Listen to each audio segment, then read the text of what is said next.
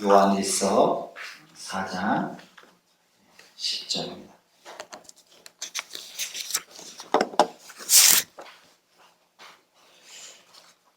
요한일서 4장 10절 우리 한 절인데 합독하겠습니다. 시작. 사랑은 여기 있으니 우리가 하나님을 사랑한 것이 아니요 하나님이 우리를 사랑하사 우리 죄를 속하기 위하여 화목제물로 그 아들을 보내셨습니다. 아멘. 오늘 화목제물이라는 제목으로 우리가 함께 은혜를 나누기 원합니다. 이런 유머가 하나 있습니다. 그 남편이라는 존재는 이래저래 예물덩어리라는 이런 유머인데, 여러분 특별히 여자분들 좀 만나면 보세요. 집에 남편이 있으면 근심덩어리고, 같이 나오면 짐덩어리고, 혼자 내보내면 걱정덩어리고, 마주 앉아 있으면 왼수덩어리고. 맞는 것 같아요. 제 유머로 시작을 한 것은 오늘 왼수 이야기를 먼저 좀 시작을 하려고 합니다. 여러분 혹시 주변에 지금 왼수로 지내시는 분 계셔요? 여기는 다 선하신 분들만 계셔서 그 왼수까지는 없을 거예요. 물론 좀 갈등은 있겠지만 저도 그렇게 살아오면서 뭐 왼수라고 할 만큼 그렇게 그런 사이는 없었던 것 같습니다. 그러니까 누군가 이렇게 원수로 지낸다는 것은 굉장히 불편해요. 그 몇 년 전에 MBC의 그 W라는 프로가 있었는데 금요일날 저녁에 했었죠. 제가 즐겨보던 프로그램이었는데 없어졌어요. 근데 이 W라는 프로에 그 알바니아의 피해 복수라는 그런 내용이 방영이 된 적이 있었습니다. 아마 보신 분들은 보셨겠지만 그 알바니아에는 그 관습이 카눈이라는 관습법이 하나 있다고 해요. 근데 이 카눈이라는 관습법이 15세기에 생겼다고 그렇게 하는데, 이 카눈이라는 관습법 때문에 최근 18년 동안에 무려 9,800명이 목숨을 잃었답니다. 알바니아에서. 근데 이 카눈이라는 관습법에 이런 그 내용이 있다고 그래요. 살인이나 상해를 당했을 경우 피해자의 가족은 상대 집안 사람들에게 피해자가 당한 그대로 대갚을 수 있는 권한을 지니게 된다. 이런 법이에요. 이 카눈이라는 법이 되게 그 무서운 법이죠. 쉽게 말하면 복수할 수 있는 권리가 주어진다는 거예요. 피해자에게는. 그래서 알바니아는 이것을 피해 복수다라고 부른대요. 그래서 이 피해 복수가 집안 대대로 이렇게 대물림돼서 내려온다는 것이죠. 그런데 이 15세기에 이 법이 생겼다가 이 카눈이라는 관습법이 생겼다가 사라졌는데 20세기에 다시 부활한 거예요. 왜 부활을 했을까? 이 알바니아라는 국가가 원래는 공산주의였는데 90년대 초반 들으면서 민주화의 길로 이렇게 들어서게 됐는데, 갑자기 민주화로 바뀌면서 치안이 튼튼하지 않다 보니까 문제가 많이 발생한 거예요. 국민의 70%가 다단계 금융 사기에 이렇게 말려들어서 피해자가 속출한 거예요. 근데 이제 국가는 부정부패로 그것을 감당할 수가 없고, 무능력한 경찰들은 해결책을 제시하지 못하는 상황에 할 수 없이 시민들이 스스로 무기를 들어야만 하는 그런 내전 상태가 되어버렸다는 것이죠. 그러니까 공권력이 해결해 주지 못하니까 스스로가 해결을 해야만 하는 그런 상황이 돼버린 거예요. 그래서 보니까 제가 보니까 엄청난 일들이 발생을 하고 있어요. 어떤 분은 실수로 한 남자를 죽였어요. 그래서 그 죄로 감옥까지 갔다 왔는데 그걸 해결이 안 되는 거예요. 이 카눈이라는 관습법 때문에 상대방의 피해 복수를 선언을 한 거예요. 그래서 가족들과 함께 고향을 떠나서 낯선 곳에 가서 은둔 생활을 하고 있어요. 어떤 동네는 이 상자만한 작은 땅덩어리를 두고 두 집안이 피해 전쟁을 벌여가지고 그 결과 양쪽에서 4명이 죽었어요. 그리고 11명이 숨어서 지내고 있는 그런 상황이에요. 근데 지금까지도 계속 그게 진행 중이에요. 어떤 노인, 그분은 이 복수가 시작된 이유조차 잊어버린 이 한 노인이 있는데 세 아들을 피해 복수로 잃었어요. 그리고 2명의 손자와 숨어서 살고 있었습니다. 근데 그분과 인터뷰하는데 그 노인이 자기 가족 중에 또 한 사람이 죽으면 나도 피해 복수를 다시 할 것이다 라는 그런 인터뷰를 합니다. 어떤 50대 아저씨는 태어나서 한 번도 집 밖을 나가지 못했어요. 나는 그래서 보면서 아니 이게 정말인가. 근데 집이 이렇게 있는데 이렇게 철조망이 쳐져 있어요. 그러니까 그 관습법이 집 안에 있으면 안 죽여요. 집 밖으로 나가면 죽이는 거예요. 그러니까 50이 넘도록, 태어나서 50이 넘도록 한 번도 집 밖을 못 나갔대요. 나가면 이게 총으로 쏘려고 준비하고 있는 거예요. 참 무시무시한 세상이죠. 그래서 현재도 6천 가구 이상이 이 피해 복수로 인해서 자기의 신분을 속이고 은둔 생활을 하고 있다는 것이죠.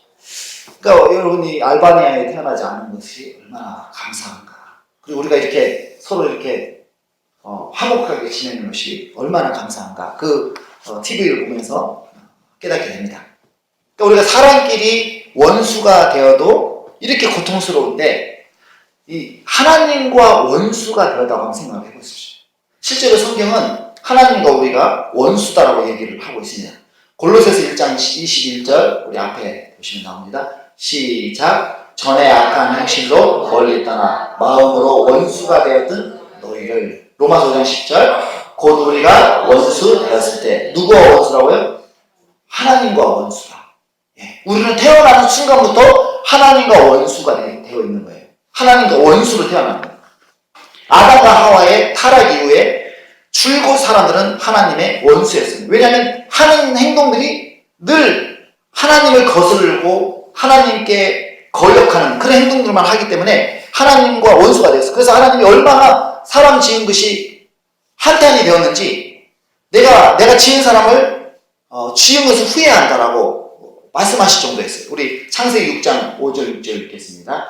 여호와께서 사람의 제약이 세상에 가득함과 그의 마음으로 생각하는 모든 계획이 항상 악할 뿐임을 보시고 땅 위에 사람 지으셨음을 한탄하사 마음에 근심하시고. 사람들이 너무 못된 짓만 하니까 사람 짓는 것을 한탄하는. 우리 자식 키우면서 한탄 많이 하잖아요. 내가 낳고도 내가 탄식하는 게 자식이죠. 참 미역국 먹은 게 후회가 되고. 하나님도 미역국을 드셨는지는 모르겠어요. 근데 하나님도 미역국 드신 걸 후회될 정도로 그렇게 인간이 아주 골칫덩어리. 그래서 참다 못한 하나님이 어떤 결정을 내리시느냐. 창세기 6장 10절 읽겠습니다. 이르시되 내가 창조한 사람을 내가 지면에서 쓸어버리되 사람으로부터 가축과 기운 것과 공중의 새까지 그리하리니 이는 내가 그것들을 지었음을 한탄하느니라 하십니다. 이 골칫덩어리들, 하나님의 마음에 끊임없는 근심을 가져다주는 이 골칫덩어리들을 내가 땅에서 다 쓸어버리겠다. 그 사건이 뭐죠? 노아의 홍수 사건이죠. 그래서 노아의 8가족 외에는 다 그 당시에 죽임을 당했어요. 그러므로 하나님과 우리가 원수로 살아가는 한 결코 우리는 행복해질 수가 없는 것이죠. 근데 여러분도 이제 생각해 보겠지만 저는 하나님께 불만이 좀 있었어요. 아니 우리가 뭐 죄를 지으면 얼마나 짓는다고 이렇게 막 홍수로 쓸어버리고 또 영원한 지옥에 보내신다고 하시는 것들이 이해가 안 됐어요. 어떤 아이들은 뭐 10살이나 돼서 10살 살다가 죽는 애들도 있잖아요. 뭐 10년 죄 지은 거 가지고 그를 영원한 지옥에 던져서 고통받게 한다는 것이 이해가 안 되잖아요. 그래서 왜 그러실까 하나님이 하는 그런 고민을 했던 적이 있습니다.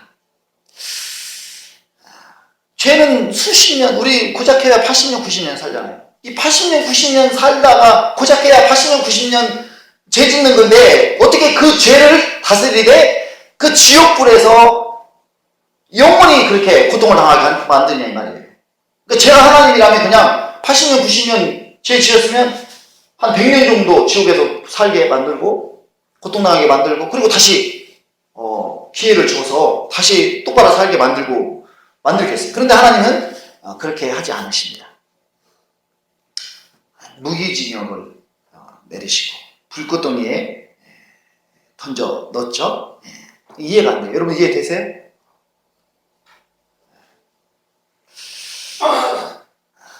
근데 우리가 이해가 안 되는 이유가 뭐냐면 우리가 인간이고 똑같은 인간의 입장에서 생각을 하니까 이해가 안 됩니다.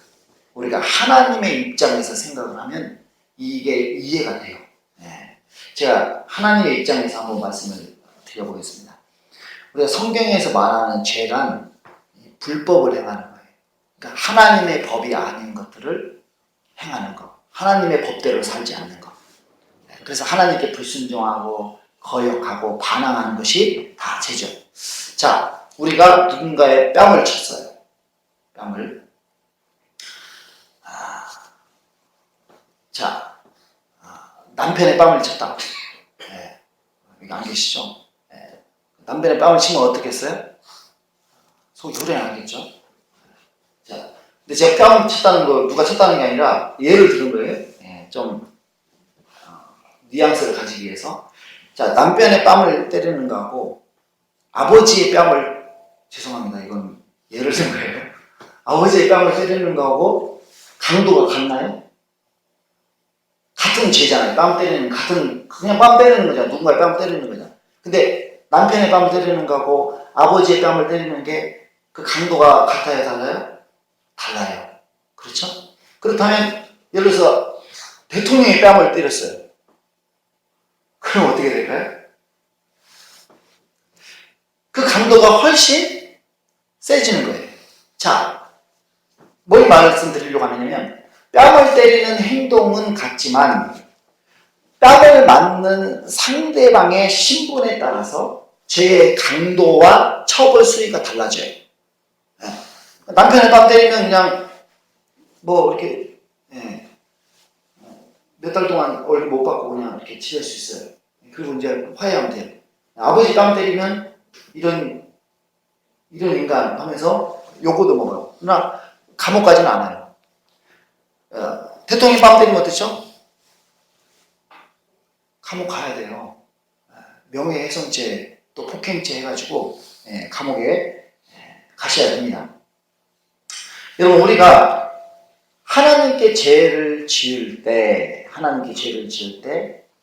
우리의 죄는 하나님의 신분에 따라서 그 강도와 처벌 수위가 결정되는 거예요. 제가 아까 말씀드렸죠? 내가 죄 짓는 상대방의 신분에 따라서 죄의 강도와 처벌 수위가 똑같은 죄라고 할지라도 달라지는 거예요. 그러니까 우리가 하나님께 죄를 지게 되면 하나님의 지위에 따라서 하나님의 신분에 따라서 우리의 죄의 강도, 처벌 수위가 결정이 돼요. 그렇다면 하나님은 얼마나 높은 분일까? 한번 보겠습니다. 시편 145편 3절 시작. 여호와는 위대하시니 크게 찬양할 것이라. 그의 위대하심을 측량하지 못하리로다. 자, 여호와는 위대하시다. 신분이 높으시다는 말입니다. 여호와는 신분이 높으셔요. 높으신데 어느 정도 높으셔요? 측량하지 못할 만큼. 얼마나 신분과 지위가 높으신지 우리 인간의 머리로는 측량할 수 없을 만큼 높으시대요. 네. 자, 그러므로 아까 제가 말씀드렸죠. 내가 죄를 짓는 상대방의 지위와 신분에 따라서 내가 받을 죄의 강도와 처벌이 달라진다 라고 했을 때, 자, 하나님의 지위가 측량할 수 없을 만큼 높은 만큼 우리가 하나님께 짓는 죄는 측량할 수 없을 만큼 그 강도가 세지고 그에 따른 형벌도 측량할 수 없을 만큼 형벌이 높아지는 거예요. 자, 그러므로 우리가 고작 해봐야 10년에서 많아봐야 100년까지 이 수십 년간의 죄를 지음에도 불구하고 우리를 영원한 그 불구덩이 속에서 던져넣어서 영원토록 죄를 고통을 당하도록 만드신다면 그것은 뭘 의미하는 거예요? 하나님의 지위가 그만큼 높다라는 걸 반증하는 거예요. 그러니까 우리가 하나님께 큰 죄든지 작은 죄든지 하나님께 짓는 죄는 하나님의 지위에 정비례함으로 하나님의 지위가 높아질수록 우리의 범죄의 강도도 높아지고 처벌의 수위도 높아지기 때문에 하나님께 짓는 죄는 영원한 지옥에서 고통으로 다스려야 될 만큼 그렇게 죄가 크다 이 말이에요. 이게 바로 하나님의 입장입니다. 이제 좀 이해가 되셔요? 그러니까 아니 하나님 뭐 죄 지었으면 얼마나 지었다고 지옥에 보내십니까? 이런 말은 우리 수준에서 하는 말이고, 그러니까 원고는 늘 그렇죠. 잘못해 살인 저질러 놓고도 뭐 이 정도 가지고 그러냐. 피해자는 조금 맞은 거 가지고도 그냥 어떻게 이럴 수 있나. 서로 입장이 다른 거예요. 자, 하나님은 죄를 용납할 수 없는 본능적 거룩을 가지고 계십니다. 우리가 상한 음식을 먹으면 우리 몸이 구토 증세를 발해요. 그러니까 우리가 먹을 때는 상한 음식이라는 걸 몰라요. 그런데 우리 몸은 알아요, 몰라요? 우리 몸은 알아요. 본능적으로 상한 음식이 들어왔다는 걸 알아요. 그래서 아무리 먹으려고 삼키려고 해도 몸이 용납을 안 해서 막 열을 내고 지금 뭔가 잘못 들어왔다. 신호를 보내고 나중에 이게 구토를 해내지 않습니까? 그러면서 자신의 몸을 보호하는 거예요. 자, 마찬가지로 하나님은 죄에 대해서 구토 증세가 있으세요. 왜냐하면 그분은 거룩하시기 때문이에요. 이 거룩하시다라는 것은 이 죄가 없는 정결한 상태를 말해요. 그래서 본능적으로 죄를 용납하지 못해요. 그래서 죄는 하나님께 너무나도 불쾌해요. 그래서 하나님은 그것을 받아들이지 못해요. 이 죄를 받아들이지 못하고 그걸 토해버리시는 거예요. 자, 우리 계시록 요한계시록 3장 16절 읽겠습니다. 시작. 내가 이같이 미지근하여 뜨겁지도 아니하고 차지도 아니하니 내 입에서 너를 토하여 버리리라. 하나님은 죄에 대해서는 절대로 용납을 못해요. 우리가 상한 음식을 몸이 절대로 용납을 못하는 것처럼 본능적으로 하나님도 죄에 대해서는 용납을 못하시는 거예요. 왜냐하면 그분이 거룩하시기 때문에. 자, 여러분, 모기가 우리 팔을 물고 피를 빨고 있어요. 여러분 어떻게 하시려나? 식사 중이구나. 그래서 기다리셔요? 어떻게 하셔? 본능적으로 모기보다 한 1000배나 큰 이 손으로 모기를 뭉개버리죠. 나중에 모기의 시신을 수습할 수 없을 만큼 그렇게 내사 상태에 빠져버리죠. 자, 여러분 왜 모기는 식사할 자격이 없나요? 모기 식사할 자격 없어요? 모기하고 좀 우리 동거할 수 없나요? 함께 할 수 없죠. 왜 그래요? 모기가 우리를 위협하기 때문에, 내게 위협적인 존재가 되기 때문에 우리는 모기와 함께 할 수 없는 거예요. 여러분이 집에서 아침 식사를 하고 계시는데 바퀴벌레가 방을 가로지르면서 운동을 하고 있어요. 운동을 하고 있어요. 그럼 여러분 어떻게 하시죠? 부지런하다. 아침부터 조깅하느라고 저렇게 열심히 달리고 있냐면서 격려해 주나요? 어떻게 하죠? 손에 무엇이 들었든지 상관없이 손에 든 거 가지고 사정없이 내리쳐버리죠. 아니면 화장지로 덮어 짓이겨버립니다. 아니, 바퀴벌레는 조깅할 권리가 없나요? 월세를 안 내가지고 방에서 조깅하면 불법인가요? 바퀴벌레는 본능적으로 우리에게 혐오감을 줘요. 또 우리의 건강을 위협해요. 그래서 그걸 죽여가지고 내 위협을 없애는 거예요. 자, 하나님도 마찬가지예요. 하나님이 우리에게 혐오감이 있다든지 우리 자신이 더러워서가 아니라 인간 자체가 싫어서가 아니라 인간이 짓는 죄가 하나님께 혐오감을 주는 거예요. 하나님의 안전을 위협해요. 이 죄가. 그래서 하나님은 이 죄로 오염된 인간이 가까이 오면 본능적으로 그것을 쳐서 죽여버리는 거예요. 마치 우리가 바퀴벌레 죽이고 모기 죽이듯이 내 존재를 위협하니까 본능적으로 그 위협을 없애버리는 거예요. 자, 출애굽기 19장 22절 시작. 또 여호와께 가까이 하는 제사장들에게 그 몸을 성결히 하게 하라. 나 여호와가 그들을 칠까 하노라. 나 여호와께 가까이 하는 제사장들, 그 당시 제사를 지내했던 이 제사장들에게 너희가 그 몸을 성결하게 하지 않고 죄를 짓는 상태에서 내게 나오게 되면 내가 죄를 내가 치는 본능이 있기 때문에 너희가 맞아서 죽을 수 있다. 그러니까 조심해라. 그렇게 하는 말이에요. 여러분, 구제역이 발생하면 애지중지 키우던 소나 돼지를 다 살처분을 시켜버리죠. 산채를 내장해버립니다. 참 인간들이 되게 악해요. 자, 왜 이렇게 하죠? 소나 돼지가 귀하지 않아서가 아니에요. 얼마나 귀한지 몰라요. 축산농가에게는 정말 죽을 것 같은 그런 괴로움입니다.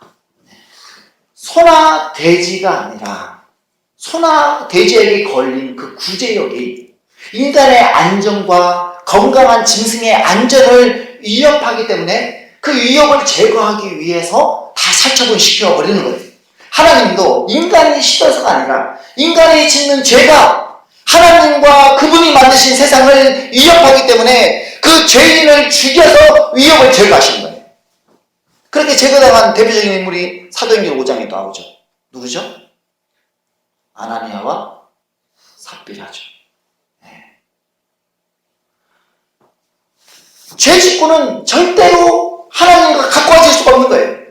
이것은 마치 사람이 독사나 정갈이나 바퀴벌레 이런 것과 함께 살 수 없는 원리예요. 죄를 가진 인간이 결코 하나님과 가까워질 수도 없고 하나님께 나아갈 수도 없고 하나님을 만날 수도 없어요. 만나는 순간 죽어버리는 거예요. 하나님 죽여버려요. 만나는 순간. 옛날에 공공의 적이라는 영화 시리즈가 나온 적이 있습니다. 살인과 같은 범죄를 저지른 사람을 공공의 적으로 보고 그를 처단하는 내용이 주요 줄거리예요. 저도 참 재밌게 봤는데 그 주인공이 누구였죠? 기억이 안 나요. 다 안 보셨어요? 어쨌든 연기를 얼마나 잘하는지 참. 이 범죄를 저지르면 그 사람은 사회의 법과 정의를 파괴하는 공공의 적이 되죠. 그래서 법은 그를 정의로 다스려서 형벌을 때리고 그 다음에 감옥에 수감하여 사회로부터 격리시킵니다. 마찬가지로 우주의 왕이시고 재판장이신 하나님은 하나님 나라의 평화와 정의를 위해서 범죄한 인간을 하나님의 율법으로 다스려 무기징역을 내리시고 지옥에 수감하여서 영원한 형벌을 받게 하시는 거예요. 이것이 하나님의 공의입니다. 하나님의 정의예요.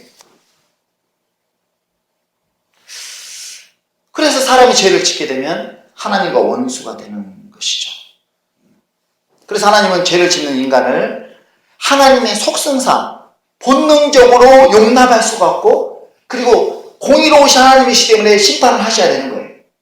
그래서 세상에 지금 도살장과 같은 된 이유가 여기에 있어요. 곳곳에서 죽어나가는 사람들, 죽겠다고 신음하는 사람들이 가득한 이유가 뭐냐? 하나님의 심판이라는 거예요. 그러므로 우리가 죄를 지은 인간은 하나님의 저주와 심판의 대상일 뿐이라는 것이죠. 그래서 우리가 한번 잘 생각해 보세요. 신앙생활하고 교회를 다녀도 하나님과 화해하지 않으면요 절대 삶이 행복해질 수가 없어요. 그러니까 여러분이 교회 다니는 것이 중요한 것이 아니라 속히 하나님과 화해를 하셔야 돼요. 그럼 어떻게 하나님 화해해야 되느냐? 서로 용서하면 될까요? 그렇지 않죠. 왜냐하면 사람은 하나님을 용서할 수 없어요. 하나님은 인간에게 잘못한 것이 없어요. 잘못을 일방적으로 인간이 하나님께 했어요. 그러므로 하나님과 인간이 화해할 수 있는 유일한 방법은 뭐냐? 하나님이 우리를 용서하시는 방법밖에 없어요.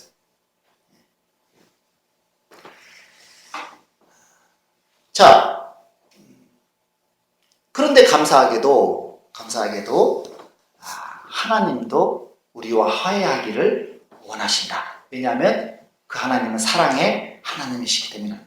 여러분, 하나님의 여러 가지 성품이 있는데 하나님의 성품 중에 가장 위대한 성품이 있다면 그것은 사랑이에요. 사랑. 우리가 하나님을 영원토록 찬양해야 될 이유가 바로 여기에 있어요. 하나님은 사랑이다. 여러분, 예를 들어서 하나님의 성품이 거룩이만 있다고 생각해 보세요. 거룩은 죄를 용납할 수 없다고 그랬어요. 그래서 우리가 모기를 보고 바퀴벌레를 보면 혐오스럽고 우리의 그 위협을 없애기 위해서 사정없이 내리쳐서 죽이는 것처럼 하나님도 죄인을 사정없이 죽여버리는 그런 거룩하신 분이신데 그 거룩만 하나님이 가지고 계시다면 우리 그냥 다 할 수 없는 거예요. 우리 이 세상에 있을 수 없는 거예요. 만약 하나님이 공의라는 속성만 가지고 계시다. 그러면 우리가 지금 짓는 죄들을 하나하나 하나님이 다 계산해가지고 우리에게 다 처벌하면 우리 지금 이렇게 온전하게 지금 남은 사람 한 사람도 없어요. 하나님이 거룩하시고 공의로우심에도 불구하고 범죄한 우리가 이렇게 살아갈 수 있는 이유는 동시에 하나님은 사랑의 하나님이시기 때문이다. 그러니까 이것이 얼마나 감사한 건지 몰라요. 그래서 하나님은 사랑의 하나님이시기 때문에 거룩하셔서 죄를 용납할 수 없고 공의로우셔서 그 죄대로 심판을 하셔야 됨에도 불구하고 사랑의 하나님이시기 때문에 죄인이 그 죄 때문에 망하는 것을 결코 원하지 않으신다는 것이죠. 우리 에스겔 18장 23절 읽겠습니다. 주 여호와의 말씀이다. 내가 어찌 악인이 죽는 것을 조국민들 기뻐하냐. 그가 돌이켜 그 길에서 떠나 사는 것을 어찌 기뻐하지 아니하느냐. 이게 바로 하나님의 마음. 죄를 지은 인간임에도 불구하고 그가 회개하고 살기를 원하는 것이 바로 하나님의 마음이고. 누가복음 15장 7절 읽겠습니다. 내가 너희에게 말한다. 이와 같이 하늘에서는 회개할 필요가 없는 의인 99명보다 회개하는 죄인 한 사람을 두고 더 기뻐할 것이다. 그러니까 이렇게 예수 믿고 의인된 우리 100사람보다 저 타락하고 그냥 인생 쓰레기처럼 살아가는 사람 중에 한 사람이 회개하고 주님께 돌아오는 것을 주님은 더 기뻐하신다. 그러니까 여러분, 우리가 왜 우리 안에 기쁨이 없을까요? 하나님이 기뻐하시는 일을 우리가 안 하기 때문에 우리 안에 기쁨이 없는 거예요. 하나님 뭘 기뻐하셔요? 죄인이 하나님께 돌아오는 거. 그 하나님이 기뻐하시죠. 그러니까 여러분이 전도하지 않으면 하나님의 기쁨이 될 수가 없어요. 하나님은 영혼 구원을 제일 기뻐하시기 때문에 우리가 빨리 전도해서 이 자리 채우셔야 됩니다. 근데 이번 주도 지금 어른들 한 2분 오시기로 했는데 또 이제 연기됐어요. 다음 주에. 또 한 분은 연락 안 받고 한 사람 한 사람 전도한다는 게 참 어렵다라는 생각이 들어요. 또 지난주에 등록하신 우리 윤광순 선생님은 어디에 또 놀러 가셨대요. 참 어렵습니다. 어려워요. 하나님은 우리를 사랑하시고 우리와 화해하기를 원하신다. 그러나 그렇다고 하더라도 우리가 지은 죄를 무조건 용서할 수는 없는 거예요. 왜냐하면 정의로운 성품 때문에 무조건 용서는 안 되는 거예요. 그래서 하나님은 하나님의 정의도 충족시키면서 하나님의 사랑도 베풀 수 있는 길을 선택을 하셨죠. 그것이 뭘까요? 십자가예요. 십자가. 그래서 십자가는 하나님의 정의와 하나님의 사랑이 만나는 것이죠. 하나님의 진노는 불과 같아서 불이 불쏘시개를 다 태워야 꺼지듯이 죄를 지은 인간에게 그 죄값만큼 심판해야 그 진노의 불이 꺼집니다. 그러므로 하나님은 하나님의 진노를 쏟아 부어야 될 인간이 아닌 다른 대상이 필요했던 거예요. 그것을 가리켜서 성경은 화목제물이다 라고 부르는 것입니다. 여러분, 레위기에는 5대 제사가 나와요. 레위기서 참 읽기 어려워요. 창세기 읽다가 레위기서 가서 다 성경 읽고 포기하면 레위기서가 굉장히 험한 산이에요. 근데 레위기에는 5대 제사가 나오는데 그 중에 하나가 화목제사예요. 이 화목제사는 뭐냐면 범죄한 인간이 그 죄 때문에 하나님과 관계가 깨어졌다는 것을 깨닫고 자신의 죄를 용서받고 하나님과의 관계를 회복하기 위해서 드리는 제사. 우리가 지난주에 속죄제사 했죠? 속죄제사 뭐라고 했는지 기억나세요? 속죄제사 뭐라고 그랬죠? 저는 설교 정말 쉽게 하기로 소문난 목사예요. 그런데도 이거를 모르신다면, 그렇죠. 우리 김현주 박수 한번 쳐주세요. 얼마나 쉬워요. 죄를 없애는 제사. 이렇게 여러분 쉽게 설명해 주는데 별로 없어요. 미국 가에 있어요. 자, 속죄제가 죄를 없애는 제사라면 화목제사는 하나님과 화해하기 위해서 드리는 제사예요. 어렵지 않죠? 네. 자, 하나님과 관계가 회복되려면 우리가 하나님께 지은 죄를 해결해야 되는 거예요. 그래야 화해가 되지. 예를 들어서 누군가 내게 엄청난 실수와 잘못을 저질렀는데 거기에 대한 어떤 그 응분의 어떤 보상도 없이 나와 화해하기를 바란다면 화해가 있을 수 있어요? 없어요? 없는 거예요. 마찬가지로 하나님과 우리 사이도 하나님이 아니라 우리가 지은 죄 때문에 하나님과 내 사이가 갈라지고 관계가 절단나고 원수가 되었기 때문에 그 관계를 깨뜨려버린 죄 문제가 해결이 되어야 되는 거예요. 자, 그러면 죄값이 뭐예요? 제가 지난주도 설명드렸죠. 로마서 6장 23절. 죄값이 뭐라고 그랬어요? 죽음이다 그랬잖아요. 죽음. 죄는 큰 죄든 작은 죄든 그 죄의 대가는 무조건 죽음이에요. 죽음으로만 죄를 처리할 수가 있어요. 그런데 구약에서는 하나님과 화해하기 위해서 내가 죽을 수는 없잖아요. 그러니까 대신 죽이는 게 뭐예요? 짐승이죠. 소나 양이나 염소와 같은 짐승을 내 대신 희생시켜서 내가 하나님과 화해가 되는 거예요. 그래서 이런 제물을 화목제물이다. 그렇게 구약에서 부르는 거예요. 하나님은 우리를 사랑하셔요. 우리의 죄를 합법적으로 용서해주고 싶어 하셔요. 그냥 눈 감고 그냥 없는 걸로 하자. 이런 건 없어요. 하나님께는. 그분은 정의로우신 분이기 때문에 이렇게 눈 감아주고 너는 착한 일 많이 했으니까 너는 나를 위해서 11조 많이 했으니까 헌금 봉사 많이 했으니까 너는 봐줄게. 너는 이스라엘 했으니까 봐줄게. 이런 거 없다 이 말이에요. 눈 감아주는 것도 없어요. 정의로만 오직 다스려야 되는 거예요. 자, 그래서 우리의 죄를 합법적으로 용서해주고 싶어 하시고 사랑의 하나님이십니다. 그래서 우리와 화목해지기를 원하세요. 그래서 하나님이 우리 대신에 화목제물을 준비를 하셨어요. 그렇게 하나님께서 준비하신 화목제물이 요한에서 4장 10절에 나오죠. 우리가 오늘 본 본문 말씀이에요. 다시 한번 읽겠습니다. 사랑은 여기 있으니 우리가 하나님을 사랑한 것이 아니요 하나님이 우리를 사랑하사 우리 죄를 속하기 위하여 화목제물로 그 아들을 보내셨습니다. 구약에서 화목제물은 누가 준비해요? 죄를 지은 사람이 준비해요. 근데 지금은 누가 준비하고 계셔요? 하나님이 준비하고 계셔요. 우리가 준비한 게 아니란 말이에요. 자, 그럼 왜 하나님이 준비하셨을까요? 이건 우리가 준비할 수 없는 제물이에요. 우리가 준비할 수 없기 때문에 하나님이 준비하셨는데 그 제물이 다름 아닌 뭐예요? 하나밖에 없는 자기 아들, 외아들을 화목제물로 준비를 하셨어요. 그분이 바로 예수 그리스도죠. 자, 그렇다면 이런 질문을 할 수 있어요. 왜 하필 아들이냐?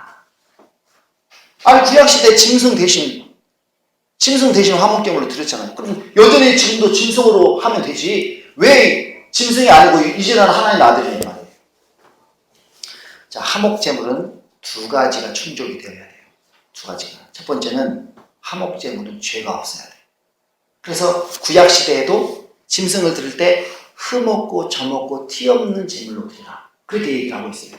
그러니까 화목제물에는 뭐가 없어야 한다고요? 죄가 없어야 돼. 자, 짐승이 죄가 있어요, 없어요? 짐승은 죄가 없어요. 짐승은 죄를 짓지 않아요. 그래서 화목제물이 될 수 있어요. 그럼 여전히 짐승을 화목제물로 드리면 되지 않느냐? 문제는 화목제물의 두 번째 조건에 있습니다. 화목제물의 두 번째 조건은 화목제물의 대상이 죄를 지은 생명과 그 가치가 동급이거나 그 이상이어야 돼요. 자, 짐승의 생명과 사람의 생명이 같아요, 달라요? 달라요. 짐승의 생명은 사람의 생명보다 훨씬 낮아요. 그러니까 짐승이 아무리 많이 죽어도 사람의 생명을 대신할 수 없는 거예요. 그러니까 사람의 생명을 대신하려면 사람 이상이어야 돼요. 그런데 사람 이상이어야 되면 사람이 사람을 대신해서 그러면은 화목제물이 되면 되지 않느냐? 그럼 첫 번째 조건이 어긋나는 것이죠. 첫 번째 조건이 뭐였어요? 죄가 없어야 된다. 죄가 없는 인간이 있어요, 없어요? 없어요. 로마서 3장에 의인은 없나니 하나도 없습니다. 그러니까 인간은 인간을 대신해서 화목제물로 드려줄 수 없어요. 그러면 인간 이상이어야 되고 죄가 없어야 되는 존재는 단 하나밖에 없는 것이죠. 하나님의 아들이신데 사람의 몸을 입고 오신 하나님의 아들 예수님. 그분만이 인간의 생명보다 더 귀한 생명을 가지고 있으면서 죄가 없으신 유일한 화목 제물의 자격이 있으신 거예요. 예수님은 죄가 없으시고 그 생명의 가치는 인간의 생명을 훨씬 뛰어넘고 인류의 모든 생명과도 바꿀 수 없을 만큼 그 생명의 가치가 귀하셔요. 그러므로 예수님이 화목 제물이 되심으로써 과거에 살았던 인류들, 그리고 현재 살고 있는 이 인류들, 미래에 태어날 우리 후손들의 모든 죄값을 그 하나의 생명이 다 치르고도 남는 거예요. 그렇게 예수님은 하나님과 인류를 화해시키기 위해서 자신을 화목제물로 십자가에서 희생을 시키신 거예요. 여러분, 이 얼마나 숭고하고 위대한 사랑입니까? 부전자전이잖아요.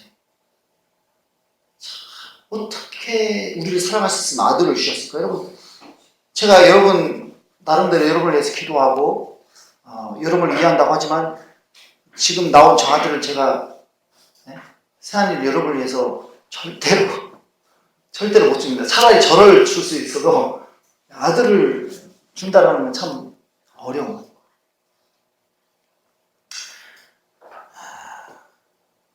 얼마나 여러분 상상해보세요. 얼마나 사랑하셨으면 그랬을까. 또 예수님도 한번 생각해보세요. 아니 아버지가 죽으라고 해서 죽어요. 그냥 순종만 한 게 아니라 예수님 안에도 우리를 사랑하는 그 열정이 가득한 거예요. 그러니까 아버지는 아들 보고 네가 대신 죽어라 그러고 아들은 아버지에게 아버지 제가 대신 죽을게요. 그러면서 십자가 지시고 하시는 거예요.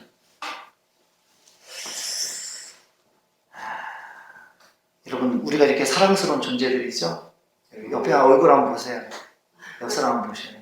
우리 사랑스러운 존재죠. 지난주도 죄 하나도 안 짓고 그냥 오셨죠.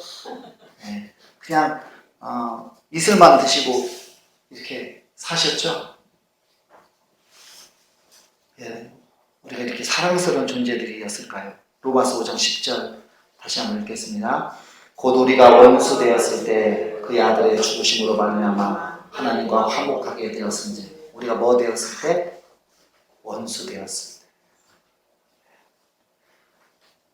그러니까 이렇게 골칫덩어리고 정말 바퀴벌레나 모기만도 못한 늘 하나님의 생명을 위협하고 하나님의 근심을 시켰던 바로 이런 원수였던 우리를 위해서 하나님이 아들을 주신 것이죠. 그리고 하나님의 아들을 주신 것은 다름 아닌 하나님 자신을 주신 거예요. 왜냐? 아버지와 아들은 하나다라고 말씀하셨습니다. 하나님은 다름 아닌 자신을 우리를 위해서 주신 거예요. 하나님 자신이 자신의 진노를 받으신 거예요. 하나님 자신이 자신의 심판을 받으셨어요. 하나님 자신이 인간이 영원토록 받아야 될 지옥의 형벌을 대신 받으셨습니다. 그러므로 우리를 위한 화목제물은 다름 아닌 누구예요? 하나님 자신. 하나님 자신을 화목제물로 주시고, 여러분 미치지 않고는 할 수 없는 일이에요. 하나님은 우리에게 미치셨어요. 여러분 작년에 세월호 사건이 일어났을 때 그 뱃속에 있는 자식들을 꺼내지 못해가지고 발만 동동 구르는, 그래서 자식이 죽어가는 것을 이 눈으로 바라봐야만 하는 그 부모의 심정, 여러분 어땠을까요? 제 동기 목사님이 세월호 그 배에서 자기 그 고등학생 아들을 잃었어요. 제 동기 목사님. 얼마나 가슴이 아팠는지 몰라요. 그랬을 때 그 세월호에서 죽어가는 그 자식 보면서 부모의 심정이 어떻겠어요? 야, 내가 저 자식을 대신해서 내가 저 배에 있었더라면 얼마나 좋았을까? 내가 저 자식을 위해서 죽을 수만 있다면 내가 죽는 것이 더 좋겠다라고, 그것이 다 부모의 심정이었을 거예요. 부모는 자식을 위해서, 자식을 대신해서 죽고 싶은 것이 바로 부모의 심정입니다. 자, 부모는 자식을 위해서 자기 목숨을 주고 싶도록 사랑하지만, 하나님은 자기 목숨보다 아까운 자기 외아들을 우리를 대신해서 주셨으니까 우리가 그 사랑을 죽을 때까지 깨달을 수 있게 됩니다. 여러분이 여러분의 자식 바치지 못하는 이상 저와 여러분은 하나님의 사랑 깨달을 수가 없어요. 그러니까 아브라함이 이삭을 바쳤다라는 것은 거의 하나님의 사랑이 근접해 있더라고요. 그러니까 우리가 그 사랑을 아무리 이거는 죽을 때까지도 깨달을 수가 없어요. 이 사랑을. 그러니까 못 깨달으니까 응답 안 해준다고, 소원 안 들어준다고 불평하고 원망하고 그러지 않습니까? 여러분, 이 하나님의 주체할 수 없는 사랑으로 오늘 우리가 하나님과 화평을 누리는 것입니다. 우리 마지막으로 요한일서 4장 10절 다시 한번 읽겠습니다. 사랑은 여기 있으니 우리가 하나님을 사랑하는 것이 아니요 하나님이 우리를 사랑하사 우리 죄를 속하기 위하여 화목제물로 그 아들을 보내셨습니다. 오늘 주체할 수 없는 사랑으로 아들을 통하여 자신을 주시기까지 우리를 사랑하신 그 하나님께 우리는 무엇을 드려야 될까? 여러분, 11조 좀 해놓고, 헌신 좀 해놓고, 나 주님을 위해서 할 도리 다 했다 라고 생각하고 있지는 않습니까? 하나님 우리에게 생명을 주셨다면 우리도 주님을 위해 생명을 드리는 것이 마땅하지 않을까요? 자신을 희생하기까지 우리와 화목해지기를 원하셨던 그 하나님의 은혜를 조금이라도 깨닫는다면 하나님과의 관계를 무참히 깨트려버리는 죄를 우리가 더 이상 용납을 할 수 있겠냐 말이에요. 우리가 이토록 큰 사랑과 용서를 받았다면 우리도 우리에게 잘못한 사람들을 용서하고 화해의 손을 먼저 내밀어야 되지 않을까요? 우리 말씀을 생각하시면서 적용해 보셨으면 좋겠습니다. 우리 이 시간에 기도하기를 원합니다. 정말 특별히 우리가 하나님의 그 사랑을 깨닫지 못해서 때로는 하나님께 원망하고 불평했던 것들 회개하는 시간 가졌으면 좋겠고, 나 같은 죄인을 사랑하신 그 하나님의 사랑을 우리가 감사하는 시간을 가졌으면 좋겠고, 하나님 그 사랑이 날로 날로 더 깊어지고 더 많이 깨달아서 나도 그 하나님의 사랑 세상에 흘려보내서 하나님의 사랑을 다른 사람들에게도 깨닫는 그런 사람이 되게 해달라고 우리 함께 통성으로 기도하겠습니다.